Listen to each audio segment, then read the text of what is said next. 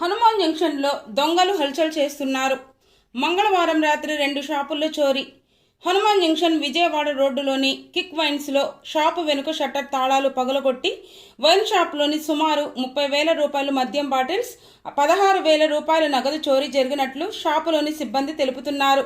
Shop బయట ఉన్న pan shop తాళాలు పగలగొట్టి చోరీ. దాంతోపాటు ఆల్ఫా టీ స్టాల్ వద్ద ఉన్న పాన్ షాప్ తాళాలు పగలగొట్టి చోరీకి పాల్పడిన దుండగులు.